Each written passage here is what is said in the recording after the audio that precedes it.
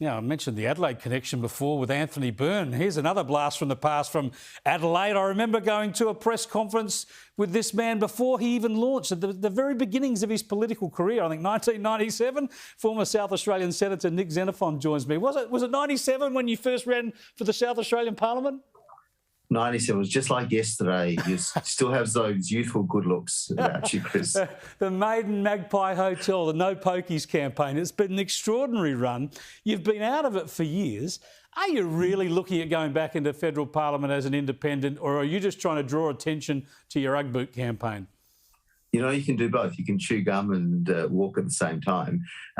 Look, the Ugg boot campaign is very important. It's very much in the national interest to get behind this campaign. And to give a potted history of it, Eddie Oygur and his little company, Australian Leather Family Business, making Ugg boots in Sydney for 40 years. Back in 2016, he gets sued by Deckers Outdoor Corporation, a $10 billion US company, for selling 13 pairs of Ugg boots, 9 of which were bought by agents of Deckers, into the US through his australianleather.com.au website. So it wasn't deliberately aimed at the US. He got sued because Deckers say we own the trademark around the world except Australia and New Zealand to the name Ugg, and we will sue anybody that brings it into the country, sells it anywhere else.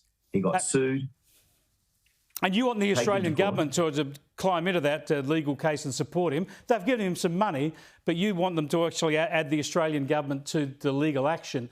And the basis is you reckon Ugg is actually an Australian term anyway. We invented the Ugg boot. Yes, we did. But going back a step, the Australian government didn't help. Eddie spent everything he's ever worked for and owned on this case and more. It's now a situation where he is now appealing to the US Supreme Court. He's up for something like, it's cost him $4.5 million, including his own legal fees. And by the way, I'm doing this for Ugg boots. So he's given me a pair of Ugg boots. So I'm happy with that. That's my payment because I think this is a very important issue. All right. No, we don't. All right. That's great that you draw more attention to this issue, and you've raised it there, and we're all on Eddie's side. So let's hope that he wins, and hope that the Australian government give them all the support they can. But let's get back to your political career. If you run at the next election, will you form a party or just be a lone independent? Look, I will. I'm just going to put in, this is really important to me. The Australian government, if they file a friend of the court brief, which means they're not a party to the proceedings, there's no risk to taxpayers other than them coughing up probably $30,000 or $40,000 to do this, it will add immeasurably to the chances of this actually being heard by the US Supreme Court. And the advice from a former Solicitor General of the United States, who's out on our legal team, is that if we get before the court to actually hear it, because you've got to get leave to appeal in the first place, we have got a really good chance to knock it out. If we knock it out... Good, we're on your side. We're on your side with that, and we'll ask the government. I don't know why the government won't we'll ask the government. Step. Well, what about you, though? Now, are you going into Parliament? Are you going to run as an independent, or are we going to see the Nick Xenophon party again? Yeah, independent. No. Now, what about the issue of China being such a big issue in domestic politics and international affairs at the moment? You've been a lobbyist for Huawei. Are you concerned that you'll be seen as someone who's sympathetic to the Chinese side of these arguments? Huawei were the client of Xenophon Davis, a firm that I have with my colleagues in Sydney, including Mark Davis, and they were our clients. People are entitled to legal representation, and I believed, and they're no longer our client, haven't been our client for a number of months now.